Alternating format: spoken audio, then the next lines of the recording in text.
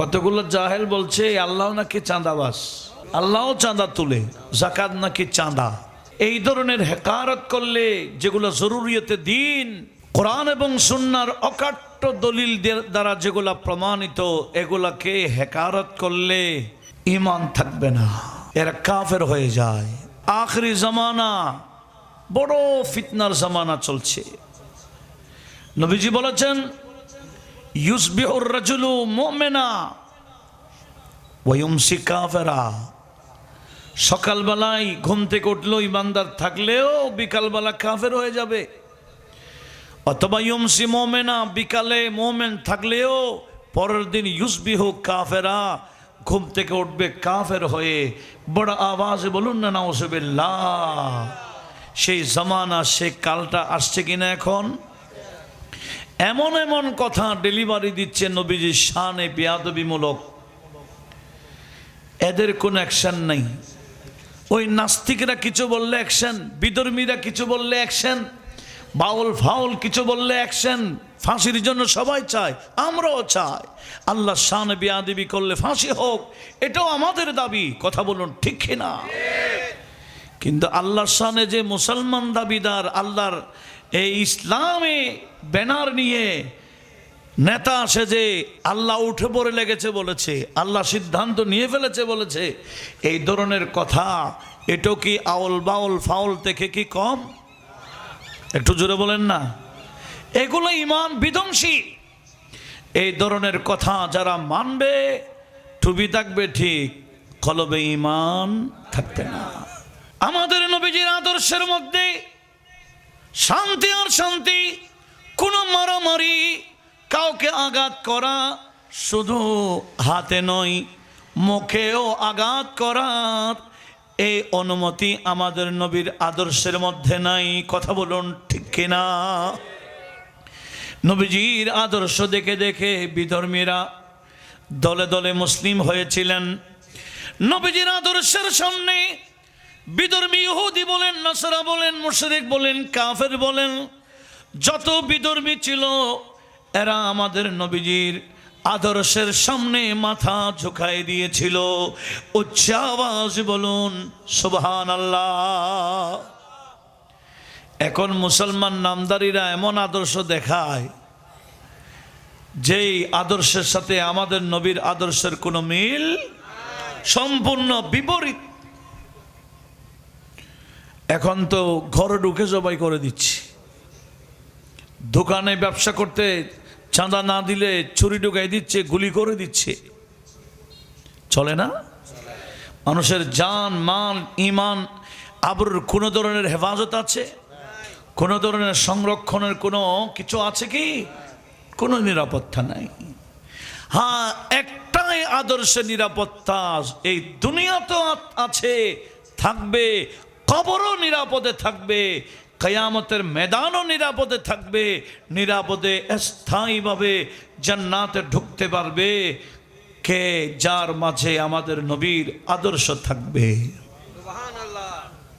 সেজন্য নিজে শুধু নবীজির আদর্শ গ্রহণ করলে হবে না, নিজের ঘরের সদস্য যারা আছে, ছেলে হোক মেয়ে হোক, ভাই বোন স্ত্রী যত আছে, এই ঘরওয়ালা ঘরওয়ালি যত আছে, সবাইকে নবীজির আদর্শের মাধ্যমে এমনভাবে গঠন করতে হবে, এদেরকে নবীজির আদর্শ কি এটার তালিম দিতে হবে ছোটকাল থেকে। কথা বলুন ঠিক কিনা? এখন ছোটকাল থেকে শিখায় কি? গান বাজনা শিখায় কি? বিভিন্ন ধরনের অশ্লীলতা। এই যে পরীক্ষা শেষ হবে এক সপ্তাহ পর, মা বাবা ছেলে মেয়েদেরকে নিয়ে কোথায় চলে যাবে? কক্সবাজার। কথা ঠিক নয় কি? বিনোদনের জন্য কক্সবাজারে যাবে। কাকে নিয়ে যাবে? ছোট ছোট বাচ্চাদেরকে নিয়ে যাবে। কে? মা বাবা। এমন একটা দৃশ্য দেখাবে, দেখবে যুবক যুবতী একে অপরকে চেপে ধরছে পানির ভিতরে। সে মনে করবে এগুলা স্বাভাবিক, এগুলো কোনো গুনাহের কাজ না। যদি গুনাহের কাজ হতো আমার মা বাবা এগুলো আমাকে দেখাইতো না। সে যখন বড় হবে সে ওই কাজটাই লিপ্ত হবে, এটা তার জন্য স্বাভাবিক একটা আচরণ। কথা বলুন ঠিক কি না? আমরা পরিবেশ দিচ্ছি কি পরিবেশ দেওয়া দরকার ছিল ছেলে মেয়েদেরকে, আমরা দিচ্ছি কি? হ্যাঁ, আমাদের এই ওয়াজের উদ্দেশ্য কি? ওয়াজের উদ্দেশ্য মানে শুধু আমি আওয়াজ দিয়ে চলে যাবো এতটা নয়। ওয়াজের মাধ্যমে মানুষের জীবন পরিবর্তন হতে হবে। কথা বলুন ঠিক না? যে সমস্ত ভুলগুলো আমরা করেই চলছি, এই ভুলগুলোকে চিহ্নিত করে সেখান থেকে যদি ফিরে আসতে পারি, ওয়াজ শুনে, তখন হবে এই ওয়াজের সার্থকতা। আমার আল্লাহ বলছেন ফাযাক্কির ইন নাফাআতিয যিকরা, অন্য আয়াতে বলছেন ফাযাক্কির ফাইন্না যিকরা তানফাউল মুমিনিন। ইয়া রাসূলুল্লাহ, আপনি ওয়াজ করতেই যান, এই ওয়াজ ঈমানদারের জন্য বড় উপকার আসে, উপকার হয়। এই ওয়াজের মাধ্যমে মানুষ ভুল বুঝতে পারে, শয়তানি রাস্তা থেকে জান্নাতের রোড আল্লাহ এবং রসুলের রাস্তায় ফিরে আসতে পারে এই ওয়াজের মাধ্যমে। কথা বলুন ঠিক কিনা?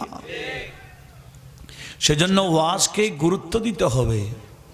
ওয়াজে আসার আগে নিয়ত নিয়ে আসতে হবে, আজকে যা আমি শুনবো ইনশাল্লাহ আমল করব।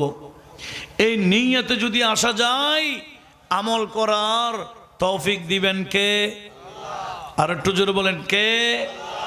এটা আমাদের নিয়তের উপর আমার আল্লাহ আমাদেরকে ক্ষমতা দিবে, ঠিক কিনা?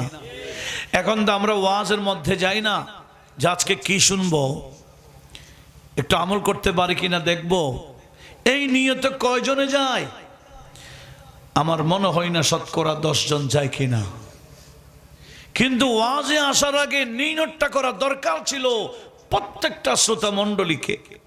আজকে যা শুনবো ইনশাআল্লাহ আমল করব, এইভাবে যদি নিয়ত করে মাহফিলে আসা যায়, এই মাহফিলের মাধ্যমে হেদায়েত হয়। কথা বলুন ঠিক কিনা? এখন হেদায়েত শূন্য মাহফিল হচ্ছে বছরে অনেকগুলো, কিন্তু হেদায়েত হচ্ছে না কেন? আমরা যারা বক্তা আমাদের নিয়ত ঠিক নেই, যারা শ্রোতা তাদের নিয়ত ঠিক নাই, যারা ব্যবস্থাপক এদের নিয়ত বলে না আমাদের উদ্দেশ্য মানুষ জমানোর জন্য যে সমস্ত ভাইরাল আমরা তাদেরকে চাই, এগুলো হলে কোন আমাদের নিয়ত। সেজন্য এই নিয়তের গড়বড়ের কারণে হেদায়েত হচ্ছে না। আল্লাহ আমাদের এই মুসলিম মিল্লাতকে বোঝার তৌফিক দিক।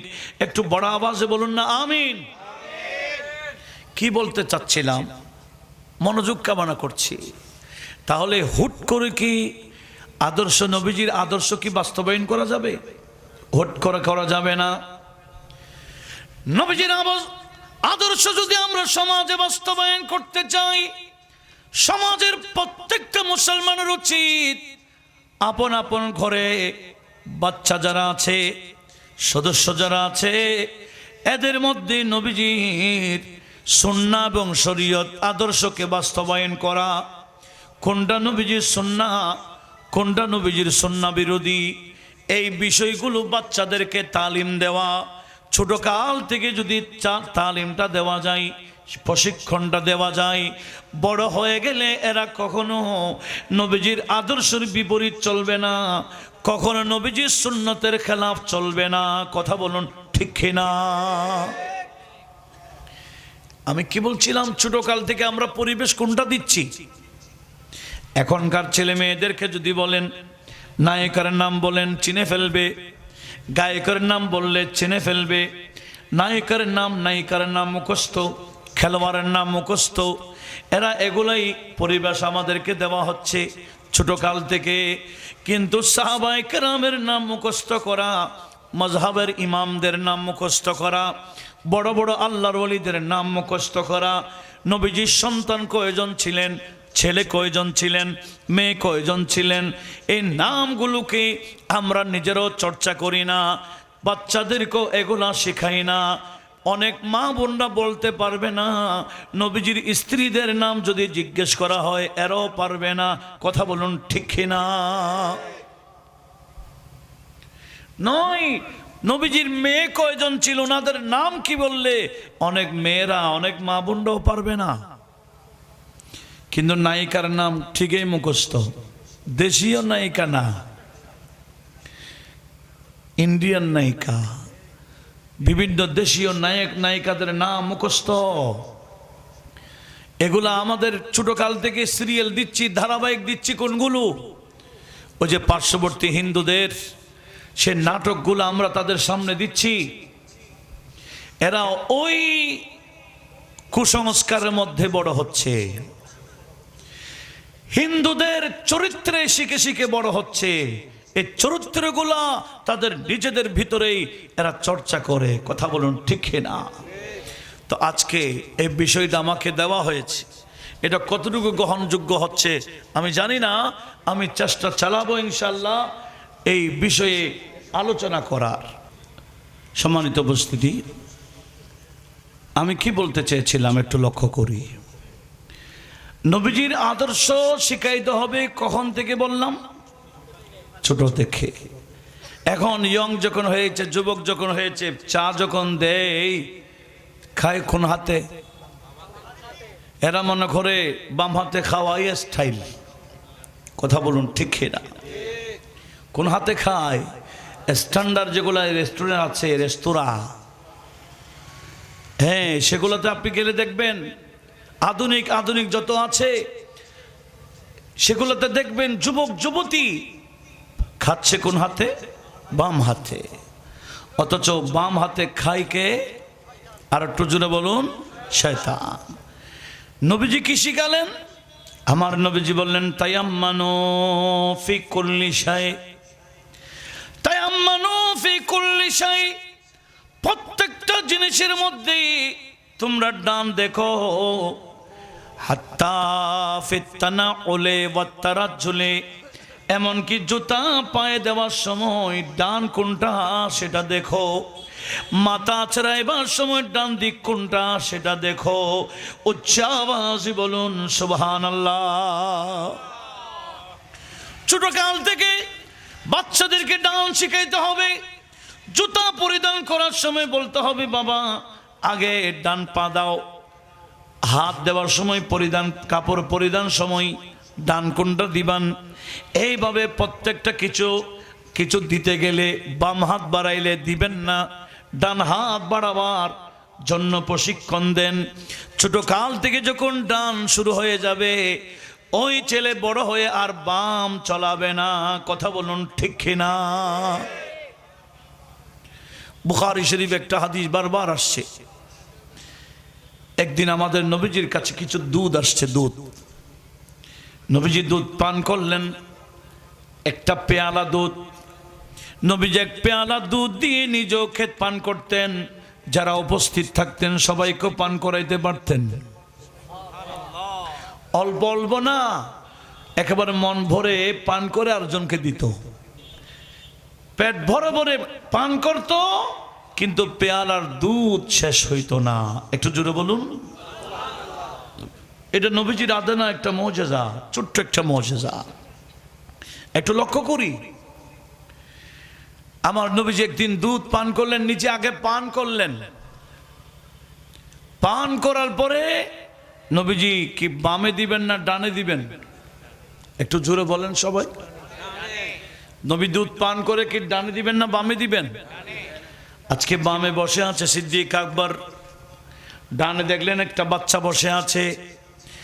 নবীজি ওই বাচ্চাকে বললেন, আয় বাচ্চা, তুমি আমার ডানে, তুমি হকদার, আমি তোমাকে দেওয়া এটাই উচিত।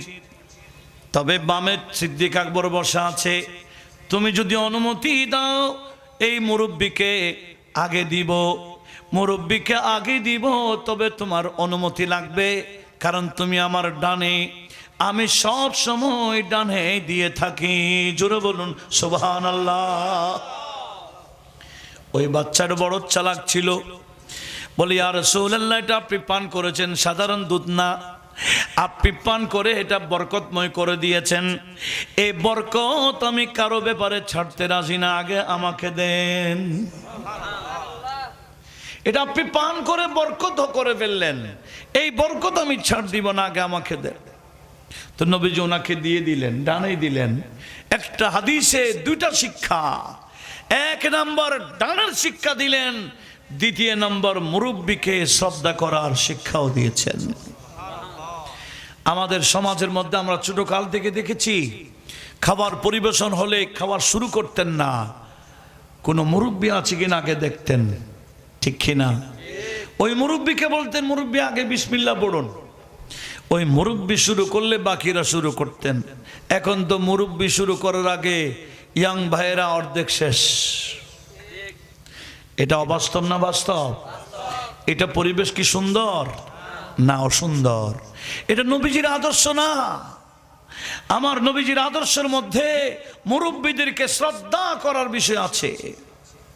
নবীজির আদর্শের মধ্যে বাচ্চাদেরকে স্নেহ করা, আদর করার বিষয় আছে। কথা বলুন, ঠিক কিনা? এমনকি আমার নবীজি বললেন, মাল্লাম ইয়ারহাম সগীরানা ওয়ালাম ইউক্কির কাবীরানা ফালাইসা মিন্না। যে ছোটদেরকে স্নেহ করে না, মায়া করে না, মুরব্বীদেরকে শ্রদ্ধা করে না, সে আমার উম্মত দাবি করলো।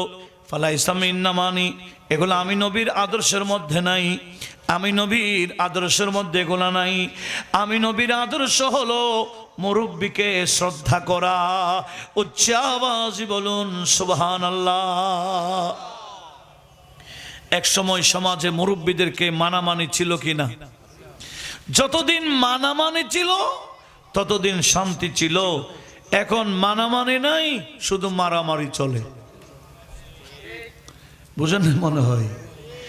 মানামানি যতদিন ছিল মারামারি ছিল না। মানামানি থাকলে কি হয় না? মারামারি হয় না।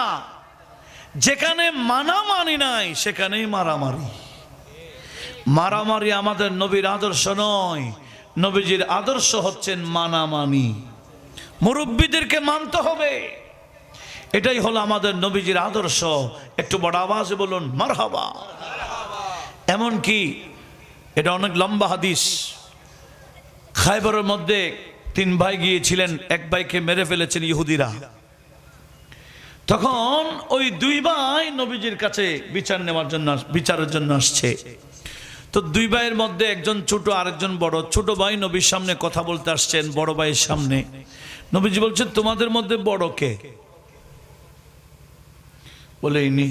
বলে তুমি কেন কথা বলছো? তোমার বড় ভাইকে, তোর বড় ভাইকে কথা বলতে দাও, তুমি চুপ থাকো। একটু জোরে বলুন। এখন তো সমাজের মধ্যে বড় ভাইকে সামনে রেখে ছোট ভাই আইএম একটা কিছু আসে না, এরকম মানে সে একটা কাবিল। বড় ভাইকে গুরুত্ব দেয় না, মুরব্বীকে গুরুত্ব দেয় না, পাত্তাও দেয় না। না, এটা আমার নবীজির আদর্শ নয়। নবীজি বলছেন, এই আমার সাথে কথা বললে যিনি বলো তা বড়, যিনি ওনাকে কথা বলতে দাও, তুমি চুপ থাকো। একটু বড় আওয়াজে বলুন। নবীজি এই ভুলগুলো ধরিয়ে ধরিয়ে কিয়ামত পর্যন্ত উম্মতের জন্য আদর্শ শিক্ষাচ্ছেন। কত সুন্দর আদর্শ! এগুলা যদি থাকতো, এই মানামানি যদি সমাজে থাকতো, আগে আমরা দেখতাম মুরব্বী একজন আসলে সাইকেল নিয়ে গেল, নেমে গেছে। এই পরিবেশ আপনারা দেখেন নাই? এদিক থেকে টিচার আসতেছে, মুরব্বী আসতেছেন, চাচা বাবারা আসতেছেন, সাইকেল নিয়ে গেল, সাইকেল থেকে নেমে হেঁটে হেঁটে গেলেন, সালামও দিলেন। এবার বলেন ওই মুরব্বীকে বলতে হবে, মুরব্বী আমাকে একটু দোয়া করবেন, এরকম বলতে হবে। এই আচরণে দোয়া আসবে কিনা? এই মুরব্বীদের প্রতি যখন এই আদর্শ দেখাবেন, এইভাবে সম্মান দেখাবেন, এদের অন্তর থেকে দোয়াটা এসে যাবে। মানুষের দোয়ার মাধ্যমে, আল্লাহর নেক বান্দাদের দোয়ার মাধ্যমে অনেক বদকার নেককার হয়ে যায়। এমনকি তকদিরে খারাপে থাকলেও দোয়ার বদলতে আমার আল্লাহ তকদির পাল্টিয়ে, খারাপে থাকলেও খারাপ পাল্টাই দিয়ে ভালাই লিখে দেয়। এই দোয়ার বদৌলত। সেজন্য মানুষ কামিয়াব হয় দোয়ার মাধ্যমে। দোয়া আমাদের দরকার আছে কি না? দোয়া পাওয়া যায় যত বেশি আদব দেখানো যায়, যত বেশি শ্রদ্ধা দেখানো যায়, তত বেশি দোয়া আসে। ছাত্র তেমন ভালো না, কিন্তু আদব আছে, তার প্রতি টিচারের কি থাকে? স্পেশাল নজর। আর ছাত্র ভালো কিন্তু আদব নাই, তার প্রতি ওস্তাদের নেক নজর নাই। কথা বলুন ঠিক কিনা? এরা ভালো ছাত্র হওয়ার পরেও ভবিষ্যৎ জীবনে উন্নতি করতে পারে না। আর যে মিডিয়াম ছিল, শিক্ষকের দোয়ার বদলতে তার জীবন দুনিয়া আখিরাত সুন্দর হয়ে যায়। এগুলো আমাদের দরকার আছে কি না? আছে। আমাদের নবীজির আদর্শের মধ্যে, এই সমাজের মধ্যে যে গান বাজনা চলে, আমাদের নবীর আদর্শের মধ্যে গান বাজনা আছে নাকি? আছে। নবীজির আদর্শের মধ্যে কি আছে?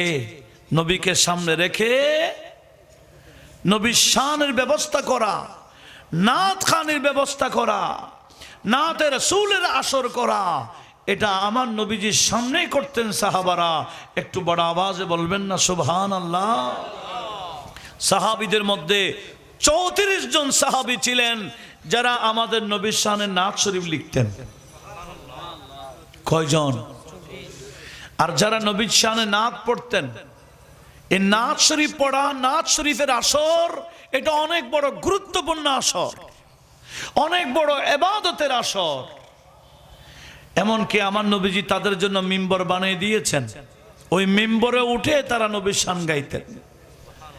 এমনকি আমার নবীজি যারা এই নাত শরীফ পড়তেন তাদের জন্য দোয়াও দিতেন। একদিন তবুকের যুদ্ধ থেকে যখন আসছিলেন, সাহাবায়ে কেরাম নবীজিকে নিয়ে বিশাল এক জুলুস বের করেছেন মদিনা শরীফে। তাবুকের যুদ্ধ থেকে আসার পরে, ওই তাবুকের যুদ্ধ অনেক কঠিন যুদ্ধ ছিল, কোনো একজন মুনাফিক যায় নাই, সকল মুসলমান গিয়েছিলেন। মুনাফিকরা মনে করেছিল ওই যুদ্ধে মুসলমান গেলে, নবী গেলে আর ফিরে আসতে পারবে না। লক্ষাধিক সৈন্য কাফের বেদিনের, সেখানে 10,000 মুসলমান কি করবে? 30,000 মুসলমান কি করবে? যার কারণে এরা ভয়ে যায় নাই। কিন্তু দেখা যায় লক্ষাধিক বিধর্মী থাকলেও আমার আল্লাহ বিজয় দিয়েছেন আমাদের নবীর হাতে। আল্লাহর কাছে কি সৈন্যের অভাব আছে? আল্লাহ আসমান থেকে সৈন্য পাঠাইতে পারে না? বদরের যুদ্ধে পাঠাইছেন কিনা?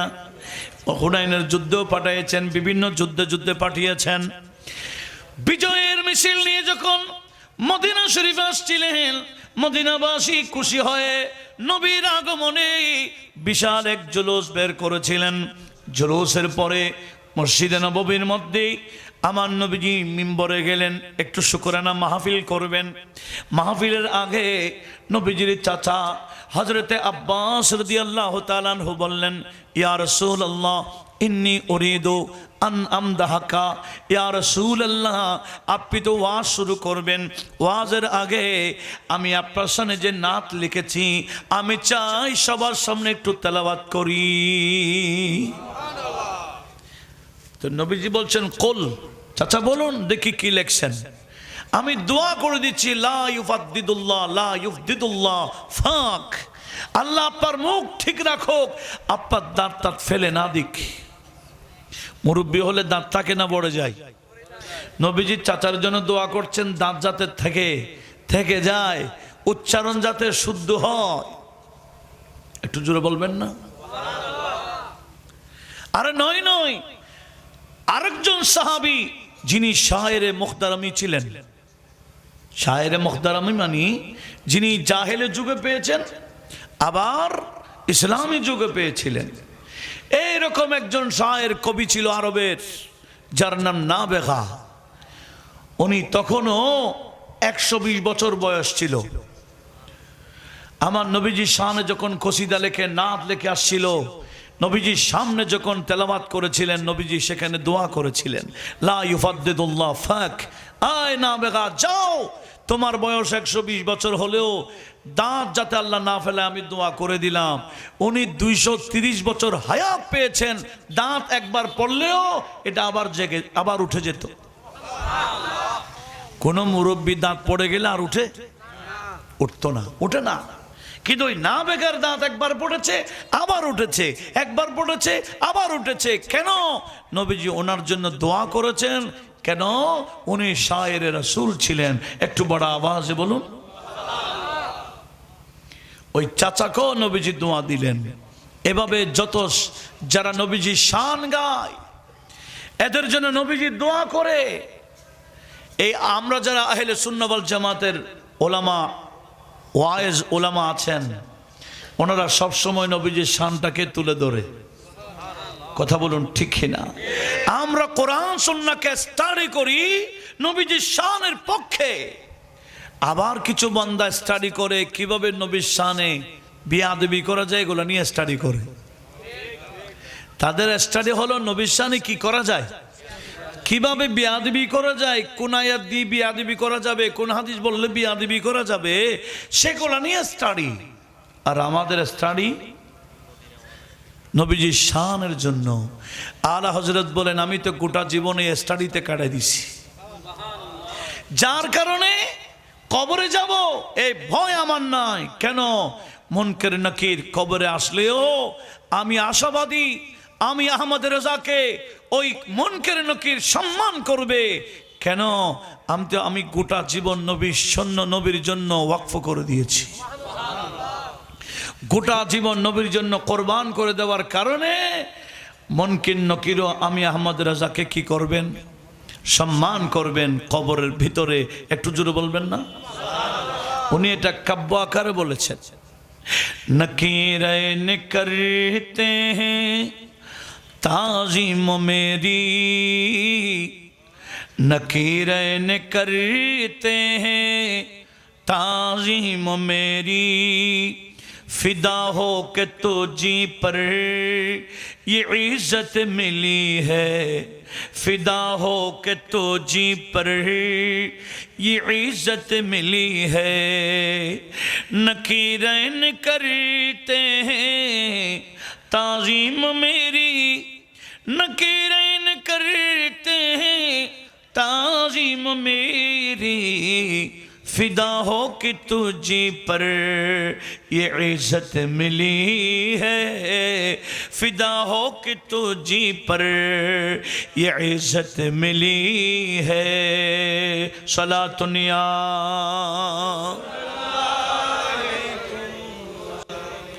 आला हजरत बोलेन আমার দাম বেড়ে গেছে, শুধু দুনিয়াতে না কবরে গেল আমার সম্মান বেড়ে যাবে। মুনকার নাকিরের তাজিম করবে। কেন? জানটা নবীর জন্য দিয়েছি বিদায়। সে আলা হযরত আমাদেরকে বলছেন তোমরাও জানটা নবীর জন্য দিতে পারো কিনা দেখো। কোন নেতা নেত্রীর জন্য গুলি খাইও না, গুলি খাইলেও নবীর পক্ষে খাও। ঠিক না? রাজি নাই? বলে এটাতে রাজি হবে না। গুলি খাইলো নবীর পক্ষে খান, গলা কাটলো নবীর পক্ষে কাটো। দাম কমবে না বাড়বে? জান দে দো ওয়াদায়ে दीदार पर, जान दे दो वादाए दीदार पर, जान दे दो वादाए दीदार पर, जान दे दो वादाए दीदार पर, नकदो अपना दाम हो ही जाएगा, नकदो अपना दाम हो ही जाएगा, जाएगा जाएगा हाँ जाएगा हाँ जाएगा, नकदो अपना दाम हो ही जाएगा। सलातुनिया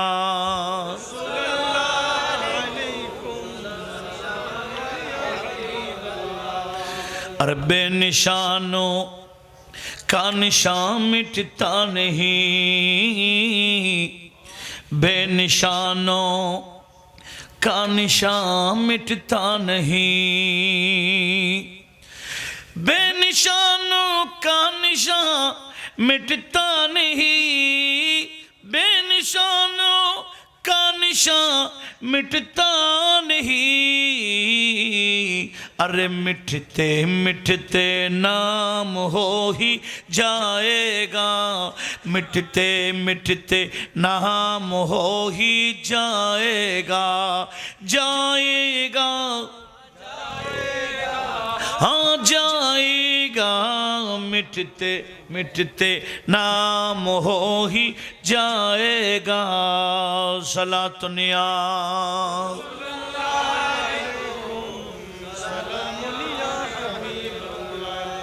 আমি কি বলতে চেয়েছিলাম, নবীর পক্ষে জান দিলে, নবীজির আদর্শ বাস্তবায়ন করার জন্য কুরবান হলে ওই সমস্ত বান্দাদের শান দুনিয়া তো বাড়ে, কবরেও বাড়ে, কিয়ামতেও বাড়তেই থাকবে। দরকার আছে কি না? আমরা দুনিয়াতে নবীজির আদর্শ বাস্তবায়ন করব, বলেন ইনশাআল্লাহ। এই আদর্শ বাস্তবায়ন করতে মানুষ কম হোক সমস্যা নাই, আমি নিজে ঠিক থাকতাম। আমি আমার ফ্যামিলিকে নবীজির আদর্শ ফ্যামিলির ভিতরে বাস্তবায়ন করি। প্রত্যেকে আপন আপন ফ্যামিলির ভিতরে যদি নবীজির আদর্শ ঢুকাই দিতে পারেন, গোটা সমাজ নবীজির আদর্শতে ভরপুর হয়ে যাবে। কথা বলুন ঠিক কিনা? কিন্তু এখন তো বলে বিয়ে করা নবীর সুন্নাহ, নবীর আদর্শ। আচ্ছা ভালো কথা, তো বিয়ের আগে ব্যান্ড শো করা কার আদর্শ? বিয়ের আগে ব্যান্ড শো করা, প্যাকেজ করা, ডিজে করা, নারী পুরুষ নাচা, পুরুষরা গিয়ে মেয়েকে মেহেন্দি পড়ানো, মেয়ে গিয়ে পুরুষকে মেহেন্দি পড়ানো, এগুলা কার আদর্শ? এগুলা বিধর্মী। বিধর্মীদের কাছে কোনো শরীয়ত নাই। কথা বলুন ঠিক কিনা? আমাদের সমাজের মধ্যে বিধর্মী কালচারগুলা ঢুকাই দিয়েছি, নবীজির আদর্শগুলাকে বের করে দিয়েছি। যৌতুক যেটা বলছে এটা হিন্দুদের একটা কুপ্রথা। ইসলামের মধ্যে যৌতুক বলতে কিছু, কিন্তু ওই হিন্দুদের কুপ্রথা আমাদের সমাজে ঢুকাই দিয়েছি। কথা বলুন ঠিক কিনা? বিয়ে দেওয়ার ক্ষেত্রে কি আদর্শ বাস্তবায়ন করতে হয় সেটা আমার নবীজি আপন কন্যা ফাতেমাতুজ জাহরা রাদিয়াল্লাহু তাআলা আনহাকে বিয়ে দিয়ে নবীজি প্রমাণ দিয়েছেন, প্র্যাকটিক্যাল। কথা বলুন ঠিক কিনা? কোন মেয়ে সুন্দরী হইল মা ফাতেমাতুজ জাহরার চেয়ে বেশি সুন্দরী হবে? দামি হলো মা ফাতেমাতুজ জাহরার থেকে কি বেশি দামি হবে? কিন্তু এই ফাতেমাতুজ জাহরাকে আমার নবীজি বিয়ে দিয়েছেন কিভাবে? এই আদর্শ সমাজে বাস্তবায়ন করার দরকার আছে কিনা? প্রত্যেকটা বাবার উচিত ফাতেমাতুজ জাহরা রাদিয়াল্লাহু তাআলা আনহার আব্বা কে? একটু বললাম আমাদের নবীজি, উনি ওনাকে বিয়ে দেওয়ার জন্য কি আদর্শ বাস্তবায়ন করেছেন, আমাদের জন্য কি শিক্ষা রেখেছেন, এটা সমাজের মধ্যে শিক্ষা বাস্তবায়ন করার দরকার আছে কিনা? স্বামী একজন ঠিক করেছেন,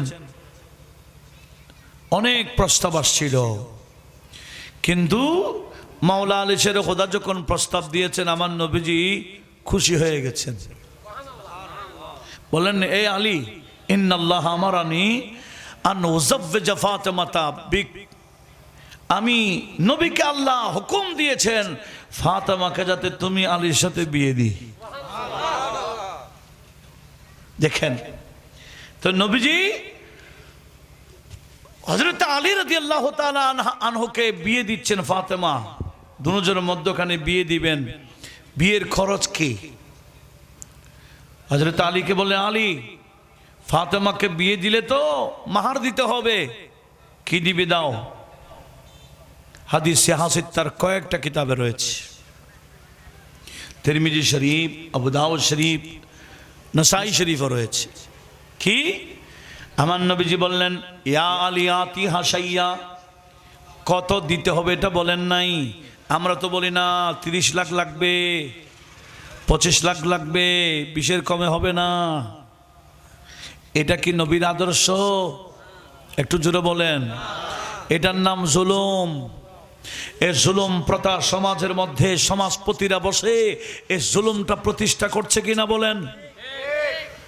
আত্মীয় স্বজনরা মিলে, পাড়া প্রতিবেশী মিলে, সরদার যারা এই কি যারা উভয় পক্ষের প্রতিনিধিত্ব করছিলেন, উভয় বৈঠক কনবনের পক্ষে বৈঠক চলছে। কিসের? এটা দিতে হবে, ওটা দিতে হবে, এমন করতে হবে, তেমন করতে হবে, সব আমরা নিজেরাই বানাইলাম। এগুলার সাথে ইসলাম ধর্মের কোনো সম্পর্ক নাই। দেখেন আমার নবীজির আদর্শ দেখেন।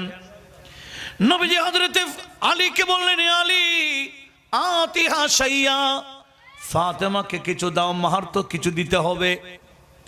বলছি ইয়া রাসূলুল্লাহ, আমি কি দিব? মা ইনদি শাই, আমার কাছে তো কিছু নাই। আপনি জানেন আমি ফকির, আমি দিন মজুরি কাজ করি, আমার কাছে কিছু নাই। তো নবীজি বলছেন, আইনা দারুকাল হাতমিয়া, তোমার যুদ্ধের একটা পোশাক আছে লোহার, এটা কই? হুজুর এটা তো আছে। নবীজি বলছেন, এ আলী, তুমি তো এখন আর যুদ্ধে যাচ্ছ না, ওই বর্মটা বিক্রি করো, কারো থেকে আর কিছু ধার নিতে হবে না। এটা বিক্রি করলে ফাতেমার মাহার ব্যবস্থা হয়ে যাবে, তোমার বিয়ের খরচ হয়ে যাবে, এটা বিক্রি করে আসো। হযরতে আলী রাদিয়াল্লাহু তাআলা বর্মটাকে বাজারে গিয়ে বিক্রি করলেন 480 দিরহাম। কত? এগুলো জানার দরকার আছে না? এগুলো সমাজে প্রতিষ্ঠা করার দরকার আছে না? যদি সমাজে এগুলা প্রতিষ্ঠা করতে পারি, নবীর আদর্শ বাস্তবায়ন করতে পারি, কোনো গরিব দুঃখী মেহনতির মেয়ে আর ঘরে থাকবে না, এদের বিয়ে হয়ে যাবে। কথা বলুন ঠিক কিনা? নবীজি কি বললেন? এটা বিক্রি করে আসো। কত বিক্রি করলেন? 480 দিরহাম। নবীজি 400-কে আলাদা করলেন, 80-কে আলাদা করলেন। 400 আলাদা করে নিয়ে বলে, আলী, ফাতেমার মাহার স্বরূপ এই 400 দিরহাম নিলাম, এটা আলাদা রাখলাম। আর 80 দিরহাম তুমি বিয়ের খরচের মধ্যে যা যা সুগন্ধি টুগন্ধি যা যা প্রয়োজন আছে এগুলা কিনো, বিয়ের খরচ অতটুকু। উচ্চ আওয়াজে বলুন সুবহানাল্লাহ। সুগন্ধি লাগবে, খেজুর লাগবে, যা যা লাগবে এই 80 দিরহাম দিয়ে কিনো, তোমার ব্যবস্থা করো, কারো থেকে 1 টাকা কর্জ করার দরকার। এতটুকুতে 400 দিরহাম হযরতে ফাতেমাকে নগদ দিয়ে ফেললেন, নগদ। এই 400 দিরহাম বর্তমানে হিসাবে 2 লক্ষ হবে, 2 লক্ষের কাছাকাছি। এই 2 লক্ষ যদি মাহার নির্ধারণ করা হয়, অনেক ছেলেরা নগদ দিয়ে ফেলতে পারবে। কথা বলুন ঠিক কিনা? এখন মাহার নির্ধারণ করে কত? 10-এর উপরে। সেই বন্দা কখনো 10 লাখ একসাথে দেখে নেই। মাসে যদিও বা 40-50 হাজার টাকা ইনকাম হয়, মাসিক খরচে চলে যায়, এগুলা কিছু বাঁচাইয়ে স্ত্রীর মাহার হিসেবে রাখবে, এতটুকু ক্ষমতা তার নাই। আমরা তার উপর বিশাল একটা বোঝা চাপিয়ে বসাই দিই, উভয় পক্ষের মানুষ মিলে। কথা বলুন ঠিক কিনা? এলা কি প্রথা? জুলুম প্রথা। এটা কি প্রথা? এই যে মাহার, বিশাল মাহার এমন দিচ্ছে, বলে না অমুকের মেয়েকে দিছে, আমার মেয়ে যদি কম হয় এটা মান সম্মানের বিষয় আছে।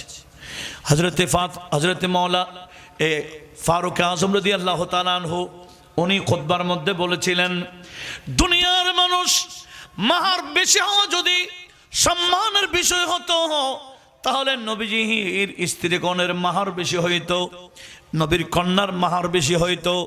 মাহার বেশি হওয়া এটা সম্মানের বিষয় নয়, এটা মাহার বেশি হওয়া সম্মানের বিষয়, এটা আমরা নিজেরা বানাইলাম। কথা বলুন ঠিক কিনা?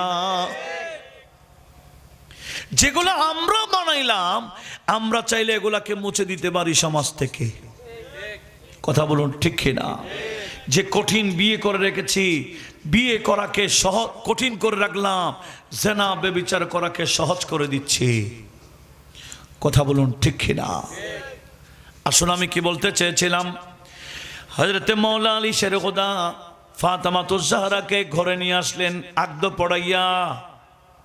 তেমন কোনো খরচ 1 টাকাও কর্জ নিতে হয় নাই। আপনাদের কি বিরক্ত লাগে? এটা নবীজির আদর্শ নয় কি? এটা সমাজে বাস্তবায়ন করার দরকার নাই কি? অবশ্যই। এইটা যদি আমরা বাস্তবায়ন করি, বিয়ে করার মধ্যে কোনো খরচ নাই, শুধু আকদ পড়াইয়া নিয়ে আসবেন। তো খরচ কি? বলে যিনি বিয়ে করবেন ওনাকে অলিমা খাওয়াইতে হয়। তো হযরত আলী অলিমা খাওয়াবে না? হাদিস বুখারীতে আছে, তাকরারে হাদিস হয়েছে, একটু লক্ষ্য করুন। এবার হযরত মাওলা আলী শেরখোদা অলিমার খরচ জোগাবার জন্য ওনার 2টা উট পেয়েছিলেন বদর যুদ্ধের মধ্যে। একটা উনি পেয়েছেন, আর একটা নবীজি ওনাকে দান করেছিলেন। এটা 2টা উট নিয়ে রওনা হয়ে গেলেন। আরেকজন বান্দাকে নিয়ে বলে, চলো অমুক পাহাড়ের মধ্যে কিছু লম্বা লম্বা, আমরা কি বলি এগুলা, আগে ছাউনি ছিল যে সনের মতো ঘাস আছে কতগুলা, বলে চলো আমরা ওই পাহাড় থেকে এই উট ভরে ছাউনে ওইগুলা ঘাসগুলা কেটে আনবো, বাজার বিক্রি করব, আমি অলিমার খরচ যোগাইব। এগুলা সমাজে বয়ান করার দরকার আছে না? হাদিসটা বুখারী, এগুলো তো বয়ান হয় না। হযরত আলী রাদিয়াল্লাহু তাআলা ওলিমার খরচ যোগাচ্ছেন কিভাবে? নিজে গেলেন উট নিয়ে, আরেকজনকে নিয়ে গেলেন, বলে তুমি একটা উঠে উঠবা, আমি আরেকটাতে উঠবো, আমরা দুজনে গিয়ে ওই ঘাসগুলা কেটে এনে বাজারে বিক্রি করব, যা পয়সা পাবো এগুলা দিয়ে ওলিমার খরচ চালাইব। তাহলে কঠিন না সহজ? কিন্তু আমরা এই বিয়েটাকে কি করে রেখেছি? বিয়ে করা যত কঠিন না, তার চেয়ে বিয়ে দেওয়া আরো মারাত্মক কঠিন। কাকে? আর একটু জোরে বলেন, কাকে? মেয়েকে বিয়ে দেওয়া। ইসলামের মধ্যে মেয়ে বিয়ে দেওয়ার মধ্যে কোনো খরচ নাই। মেয়ে বিয়ে দেওয়ার মধ্যে খরচ বানাই দিলাম আমরা সমাজপতিরা, আমরা উভয় পক্ষের আত্মীয় স্বজনরা। আমরা মেয়ের পক্ষে খাওয়াইতে হবে, ফার্নিচার দিতে হবে, এই দিতে হবে, সেই দিতে হবে, এগুলো সব আমাদের বানানো, যেগুলো আমরা নিজেরাই বানাইলাম। আমরা চাইলে সমাজ থেকে এগুলা দূরীভূত করে দিতে পারি। কথা বলুন ঠিক কিনা? যদি সমাজের মানুষ যদি বৈঠক করে, আজ থেকে আমাদের এই বিয়ে শাদীর অনুষ্ঠানে বৈরাতের কোনো সিস্টেম হবে না, আমরা বৈরাত খাবো না, আমরা খাবো ওলিমা। সমাজের মানুষ যদি এভাবে পদক্ষেপ নেয়, পারবে না? জুড়ে বলেন, কি খাবেন না? হ্যাঁ, বিয়েকে কেন্দ্র করে খাবেন, তবে খানা খাত থেকে খাইবেন, যিনি বিয়ে করেন ওনার থেকে। তো উনি কি খাওয়াবেন? বলে ওনার সাধ্য অনুযায়ী। অনেকে একটা টাইল আইটেম দিতে হবে এরকম না, দরকার বশত মেজবানে খাওয়াই দেন। কে খাওয়াই দেন? আইয়ো মেজবান খাতে আইয়ো, ওখানে নিয়ে মেজবান খাওয়াই দেন দরকার বশত। আছে না কতগুলো মেজবান খানে ডাকে যে, কত 120-30 টাকা, 150 টাকা, 200 টাকা হোক, হ্যাঁ এগুলা খাওয়াই দেন। এগুলা খাওয়াই দিলে খানা তো হইল, বিয়েকে কেন্দ্র করে খাবার তো হইল। একেবারে আইটেম এতগুলো লাগবে, এগুলা বাদ দেন, আপনাদের আনোয়ার একটা বদনাম হয়ে গেছে।